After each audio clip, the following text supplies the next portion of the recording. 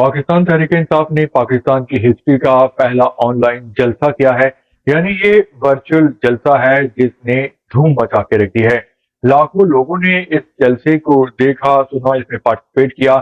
اور لاکھوں اس میں حصہ لینا چاہتے تھے، لیکن ہوا یہ کہ انٹرنیٹ کا لنک ڈاؤن کر دیا گیا، جس کی وجہ سے پاکستان میں جو تمام سوشل میڈیا ایپس ہیں وہ ڈاؤن ہو گئیں، یعنی لوگ ان تک ایکسس نہیں کر سکے، ان کو چلا نہیں پا رہے تھے۔ تو ہوا یہ کہ جو اس میں انٹرسٹڈ نہیں تھا اس کو بھی معلوم ہو گیا، کیونکہ جب انٹرنیٹ ڈاؤن ہوا، آج کل انٹرنیٹ کا زمانہ ہے اور ہر کوئی ٹی وی چینل پہ بیٹھ کے مین اسٹریم میڈیا چینل دیکھنے کے بجائے سوشل میڈیا پہ کوئی نہ کوئی ایپ یوز کر رہا ہوتا ہے اپنی پسند کی۔ تو جب انٹرنیٹ ڈاؤن ہوا، ایپس نہیں چل رہی تھیں، تو جس کو علم اور آگاہی نہیں تھی پی ٹی آئی کے اس جلسے کے بارے میں، تو اس کو بھی جو ہے وہ پتا چل گیا کہ پی ٹی آئی کا جلسہ ہے اور اس وجہ سے جو ہے انٹرنیٹ ڈاؤن کر دیا گیا ہے۔ تو اس آن لائن جلسے کی جو شہرت ہے وہ جنگل کی آگ کی طرح پھیل گئی اور اس کو بہت ہی پذیرائی ملی، یہ ٹرینڈنگ میں آ گیا۔ پاکستانی میڈیا کے علاوہ انٹرنیشنل میڈیا میں بھی اس کا ذکر ہونے لگا ہے۔ اس میں بے شمار لوگوں نے شرکت کی، جیسے کچھ جو چند لوگ ہیں ان کی بات کرتے ہیں، ان میں حماد اظہر شامل ہیں۔ انہوں نے یہ کہا، جو کہ روپوش ہیں، مفرور ہیں، ان کو ابھی تک گرفتار نہیں کیا جا سکا، تو انہوں نے کہا کہ عمران خان کا زمانہ اچھا تھا، کیونکہ اس کے بعد جو 16 مہینے کے لیے پی ٹی ایم کی حکومت آئی ہے تو اس میں مہنگائی میں اور زیادہ اضافہ ہو گیا، عوام مزید پریشان ہو گئے۔ تو انہوں نے کہا کہ عمران خان جیل سے باہر آئیں گے اور ایک بار پھر وزیر اعظم بنیں گے، دعا کریں۔ اس کے علاوہ جو زرتاج گل صاحبہ ہیں، انہوں نے کہا کہ وہ عمران خان کے حکم پہ اپنی جان بھی قربان کر دیں گے، عمران خان بولیں گے تو وہ شہید ہونے کے لیے بھی تیار ہیں۔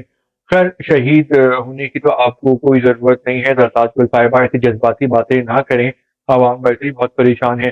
تو زرتاج گل نے کہا ہے کہ لوگ صبر کریں اور الیکشن کا انتظار کریں، اور جب الیکشن ہوتا ہے تو ووٹ دے کے عمران خان کو اکثریت دلا دیں اور بتا دیں کہ پاکستان کے عوام کیا چاہتے ہیں۔ اس کے علاوہ ایک اور صاحب ہیں، سینیٹر اعظم سواتی صاحب، تو انہوں نے کہا کہ وہ عمران خان صاحب کے حکم پہ روپوش ہیں، فرار ہوئے ہوئے ہیں، اور کبھی وہ جنگلوں میں چھپتے ہیں اور کبھی وہ پہاڑوں میں پناہ لیتے ہیں، اور جب خان صاحب کا حکم ہوگا تو وہ نازل ہو جائیں گے، یعنی وہ دنیا کے سامنے آ جائیں گے۔ اور انہوں نے سلام پیش کیا پی ٹی آئی والوں کو جن جن کو گرفتار کیا گیا ہے غلط طریقے سے، اعظم سواتی کے مطابق۔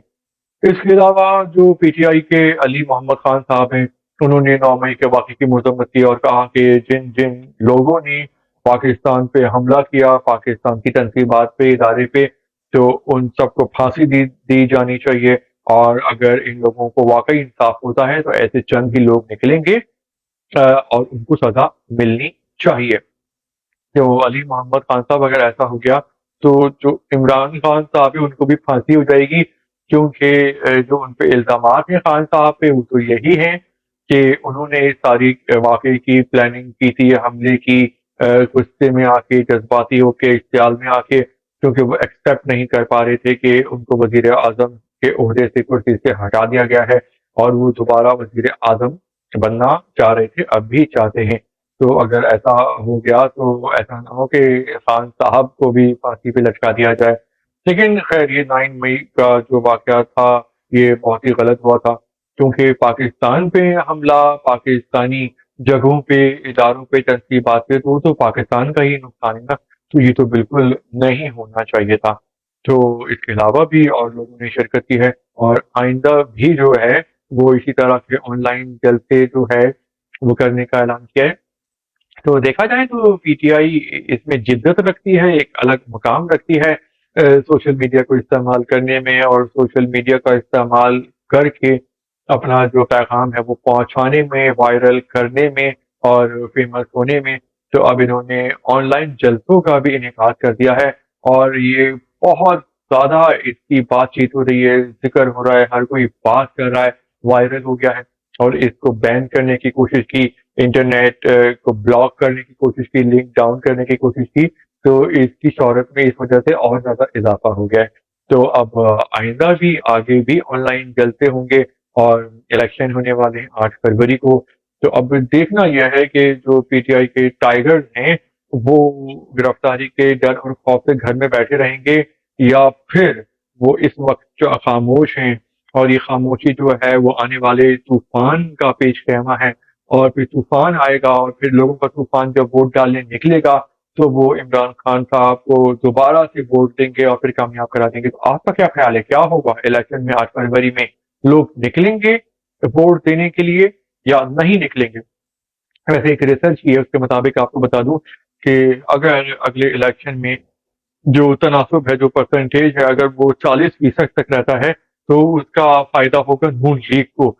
اور اگر وہ 60-70% تک تناسب چلا جاتا ہے تو اس کا مطلب ہے کہ پاکستان کی جو قومی یوتھ ہے, پاکستان کے نوجوان باہر آ گئے ہیں اور نوجوانوں کے جو بادشاہ ہیں وہ خان صاحب ہیں. تو اگر 60-70% تک